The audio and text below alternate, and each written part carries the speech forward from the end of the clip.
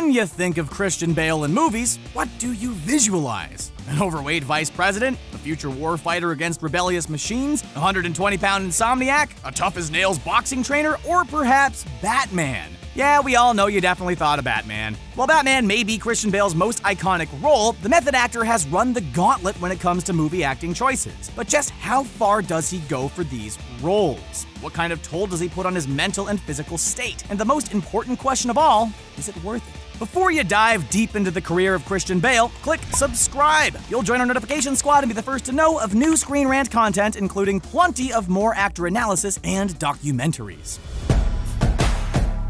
Here we are in the year 2003. Cameras are rolling on a man, aimlessly roaming his own kitchen. He's a frail 120 pounds, looks sickly skinny, and you'd think that this was a documentary on malnutrition or helping with the world hunger crisis. In reality, it's Christian Bale, taking on one of his most transformative roles as a character named Trevor Resnick, a character that would push the actor to the limit, both physically and mentally, all because his choice of extreme method acting. Method acting is nothing new in Hollywood. Crazy as it sounds, the process involves an actor getting so deep into a role they play and represent the character during the whole production, whether the camera is rolling or if they're chomping on some mac and cheese at craft services, or in Christian Bale's case for the machinist, I guess drinking water? From the early days of Marlon Brando to more modern actors like Daniel Day-Lewis, these performers go above and beyond in the dedication to their craft and the characters they play. Maybe too far above and beyond. Some forms of method acting get so deep you hear headlines about it. Just look at Jim Carrey's decision to go method for the role of Andy Kaufman in Man on the Moon. His wacky antics nearly derailed the film, including multiple on-set incidents and clashes with producers. And then there's Christian Bale, a man who has spent multiple decades acting, yet none of his on-screen characters really look the same. But how exactly did his journey into method acting begin?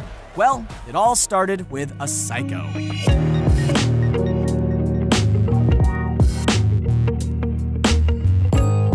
One of Bale's first big breaks was in the 2000 film American Psycho. As a child actor, Bale brought his talents to films like The Newsies and Empire of the Sun, but his first big on-screen role as an adult would be in the adaptation of the Bret Easton Ellis novel. American Psycho was no easy role to take on, and Bale nabbed the part when Leonardo DiCaprio dropped out of the project. In the months leading up to production, Bale dedicated himself to the character of Patrick Bateman, both physically and emotionally. To help achieve the pampered New York City businessman looks, Bale took his method acting in a positive direction, working out 3 hours a day to help build up his muscles and physique to look as physically fit as possible. Unfortunately for him, Patrick Bateman was a deranged, dark, and narcissistic person. To get into the dark space, Bale would spend a lot of time away from other crew members and actors, thus beginning his journey into true method acting and setting a course for his future. American Psycho became a major success, was a cult hit, and offered the opportunity for Bale to choose a wide variety of roles. For Bale, choosing films is not about finding a character to fit his mold. It's about molding himself to fit any type of character. This unique approach has allowed him to have a versatile career that ranges from comic book movies to period comedy dramas, and also includes several biographical movies like the upcoming film Vice. Hollywood actors may have a rich and glamorous lifestyle, but for Christian Bale, his diet and daily choices all depended on the role he chooses to take. After American Psycho, Bale kept his physique for action film roles in movies like Shaft or Reign of Fire, and then his long journey into The Machinist began.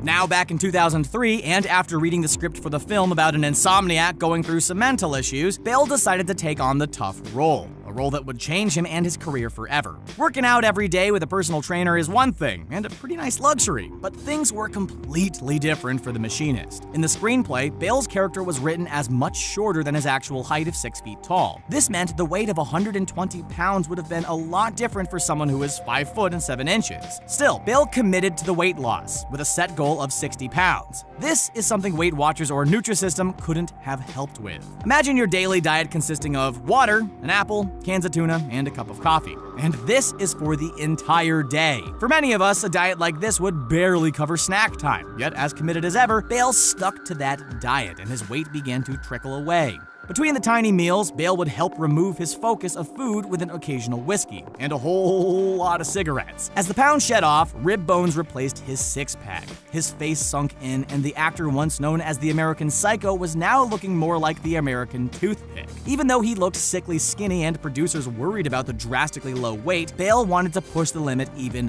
further. He set a goal of reaching 99 pounds, but clearly the number on the scale didn't matter. Bale went above and beyond to look the part. No CG was needed, and that last 20 pounds would have put him in dangerous territory. Thankfully, producers convinced him to stop once he reached 120. Even though Bale looked like he never had before, the actor felt things like never before. According to an interview years after the movie filmed, Bale stated he slept only 2 hours a night, would read for hours on end, and felt more zen than he ever had in his entire life. Even though he saw the positives, there were many negatives with such a loss of muscle and fat in the body. Physical activities were extremely exhausting. Scenes of him running really took a toll on his body. So why does Bale push himself so far? Well, it's all part of his acting style and method. If any of us looked in the mirror, we'd probably be more than glad to look like Christian Bale. But not in his case. If he's not transformed for a role, then he cannot get into the character. He chooses to go to the extreme for a character, and his role as Trevor Resnick may be one of the more extreme forms. His casting and transformation in the role began a seesaw of physical transformations for Bale that still doesn't show any signs of stopping anytime soon.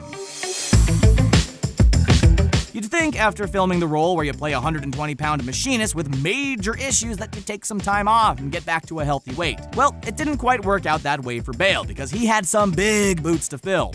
Bat boots. Can you imagine how a skinny and frail Batman would look on the big screen? And Bale's production schedules left very little time to pack the weight back on. He was officially chosen for the role of Bruce Wayne and his alter ego Batman in a relaunch of the franchise that would veer far away from the campy nature found in Batman Forever and Batman and Robin. Who knew that transforming into a superhero would require so much junk food? If it were only this easy for the rest of us. Multiple donuts replaced the apple, soda replaced the coffee, and Bale had to balance muscle building with weight building in some calorie gorges that took binge eating to a whole new level. Once again, Bale went from one extreme to another, actually gaining too much weight for Christopher Nolan's vision of the Bat. Now at a solid 230 pounds, Bale once again slimmed down to 190 pounds before filming actually began. In just 6 months, Bale went on a crazy roller coaster of weight gain and loss, starting at 120 pounds, peaking at 230, and then ending at a healthy 190, with a whole new group of muscles to work with. Batman Begins was a major success. It turned Bale into a true Hollywood A-lister and helped create a whole new Batman franchise. In our world of lists and ranks, Bale quickly joined the likes of Michael Keaton as the fan-favorite big-screen Batman. Sorry, George Clooney. Like many of his roles, Bale used an American accent for Bruce Wayne, but he took things to a whole other level. Not to confuse audiences or disassociate him with the role of Batman, Bale decided to use the Wayne accent for all of his press for Batman Begins. Now that's dedication, and it really gives a whole new meaning to method acting. Batman Begins was a big success, and the sequel was almost instantly greenlit by Warner Brothers. Thankfully, some upgrades to the Batsuit in the sequel meant Bale didn't have to buff up as much, but he still went headfirst into the tortured role of Bruce Wayne. Just like the character, Bale could transform from the dark and brooding Batman to the billionaire playboy with ease. He received a ton of critical acclaim for his portrayal as Batman, but in The Dark Knight, his role got slightly overshadowed by Heath Ledger's Joker. The two ran circles around each other on film, bringing the comic book feud to whole new heights, but only Ledger was recognized for his acting at the Academy Awards. Bale had a lot of buzz, but never received the deserved nomination, which would be extremely rare for a superhero role anyway. After Batman Begins, Bale was still signed on for 2 more Batman films. He still has interest in taking on other roles with physical and emotional changes far away from Bruce Wayne. After The Dark Knight and before The Dark Knight Rises, Bale would go on a physical transformation journey that would come close to his time on The Machinist. In the boxing drama The Fighter, Bale played boxing trainer and drug addict Dickie Eklund. For the role, Bale lost 30 pounds, which probably felt like nothing for the actor. The character of Dickie was a lot more than just weight loss, though. Bale had to master the Boston accent, and because Dickie was a real person, he was more dedicated than ever at ensuring the mannerisms and speaking style were accurate. Dickie's journey in the movie goes through a lot of ups and downs. Mark Wahlberg's character may be the main fighter in the film, but Dickie goes through a ton of action on screen, including tussles with police officers, crack houses, and multiple fighting scenes. Well, it all paid off. Christian Bale achieved a total knockout at the Academy Awards, winning the Oscar for Best Supporting Actor from the movie. During the 2010 awards season, Bale picked up more than 10 Supporting Actor awards for his role in The Fighter, with the Academy Award being the most prominent. Not only was his role in The Fighter his first Academy Award win, but it was his first nomination. In the years prior, Bale received nominations from other award shows, but he finally made it to the big time with this win. When it comes to the awards season, method acting seems to pay off for a number of actors. Daniel Day-Lewis is one of the more well-known method actors in Hollywood, and he has won 3 different times, including roles in Lincoln, There Will Be Blood, and My Left Foot. Charlize Theron completely transformed herself to play serial killer Eileen Wuornos in the film Monster. Robert De Niro went full method for his role in Raging Bull, and even took months off to put on weight to portray the older version of his boxing character. Nicole Kidman also won Best Actress when she transformed her whole face in a 3-hour process for the role in The Hours. And just as recently as last year, Margot Robbie was nominated for an Academy Award for her crazy transformation into an extremely convincing Tonya Harding in the film I, Tonya. Method acting may not be the preferred choice for a majority of actors, but going through these transformations can go a long way. It's already paid off for Christian Bale, and he clearly shows no sign of stopping anytime soon. After The Fighter and his great Academy Award win, Bale quickly had to ditch the Boston accent and put the weight back on to go film The Dark Knight Rises, the final movie in the Nolan Batman trilogy and Bale's swan song to the role. Now that Bale was hanging up the cape for good, the actor had more time to experiment with different body roles and transformations. And did he ever? It was like the floodgates had opened. While in the midst of filming the Dark Knight trilogy, Bale had stayed physically similar for films like Rescue Dawn and The Prestige. The Prestige reunited Bale with Dark Knight co-star Michael Caine and director Christopher Nolan, but was a very different movie. While movie magic could make a film like this easily come to life, Bale's method acting training finally had a fun side. Instead of getting into the dark and moody roles, Bale was able to learn some magic tricks along the way. Naturally, to feel as authentic as possible, Bale learned the ins and outs of multiple tricks, but did keep some of the intrigue and mystery alive to keep the character on his toes. The end result is an intriguing tale filled with multiple twists and huge reveals, still not worth spoiling even if the movie is over 10 years old. Go watch The Prestige. 1 year after The Dark Knight Rises premiered, Bale's version of Bruce Wayne was completely unrecognizable as he played the character of Irving Rosenfield in American Hustle. Sure, he could have wore a padded suit and a wig, but to properly play the part, Bale stuck with his method acting persona to also look the part. The 43-pound weight gain caused Bale to balloon up from 185 pounds to 228 pounds. His secret to weight gain? Well, it's no secret at all. The actor simply pounded away donuts and burgers whenever he could. We imagine washing away the meals with some beers helped him get the big gut he proudly displays during shirtless scenes. His acting in American Hustle helped earn him rave reviews and another Oscar nomination, and this wouldn't be the end of his yo-yo dieting for films.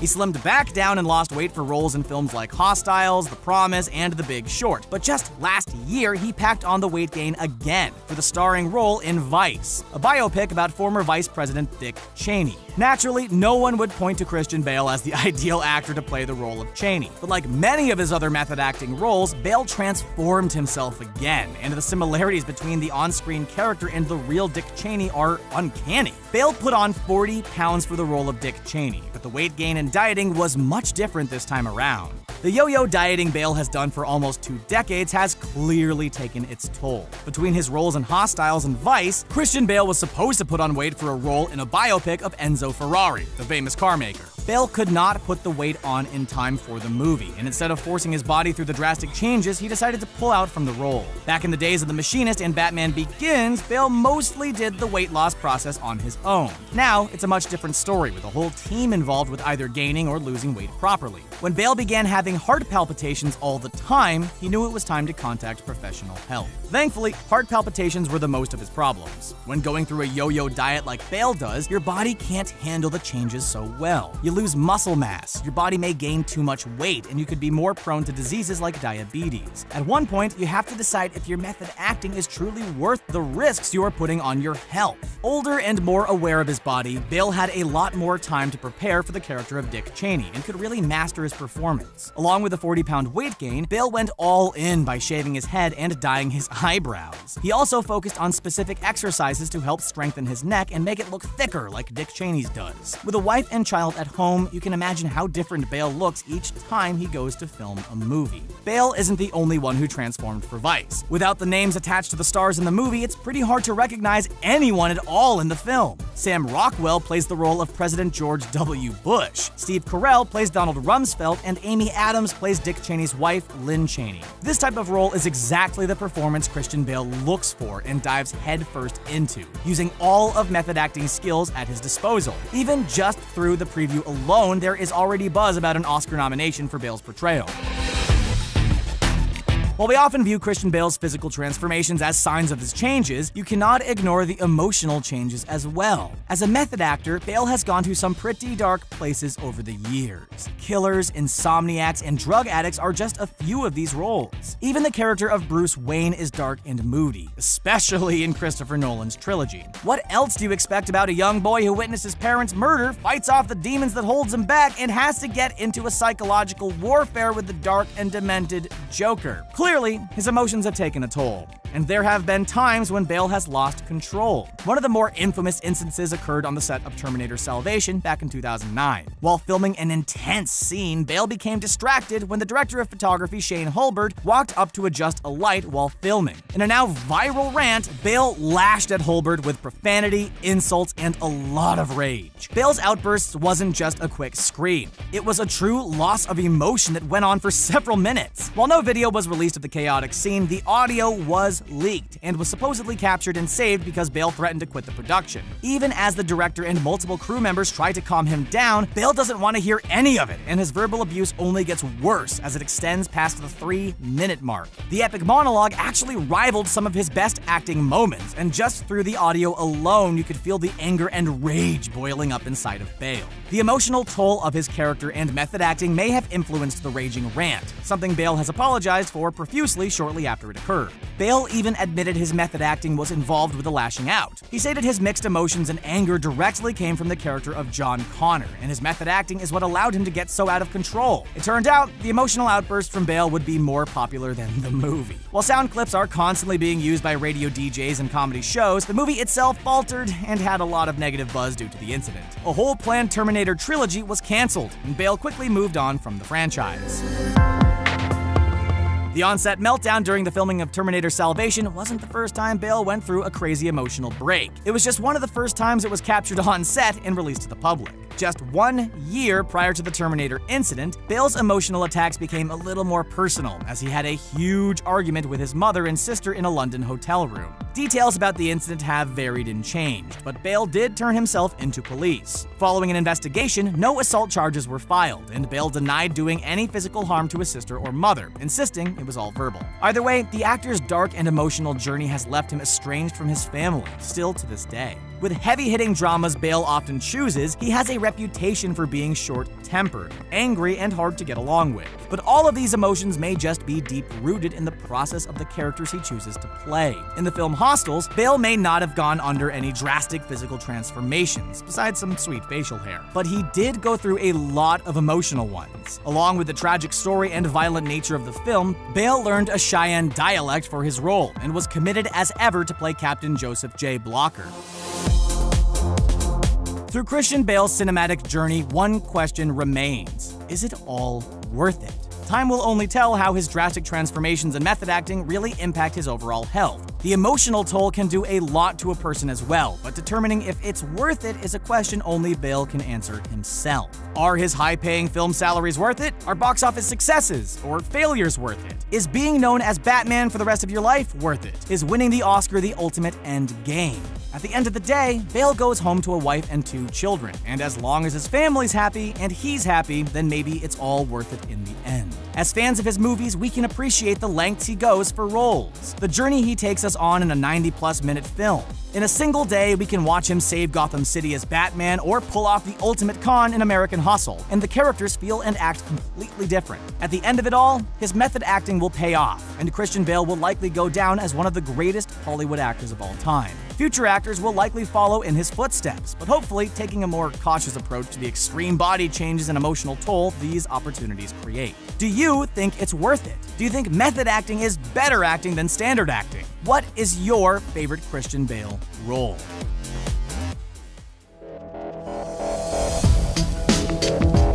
Well, there you have it. Is there anything at all that we might have missed here? Let us know in the comments section below. And please, if you like this format of videos and want to see more content just like this, don't forget to like this video, share it, and subscribe to Screen Rant on YouTube so you can stay up to date with our awesome videos. Thanks so much for watching.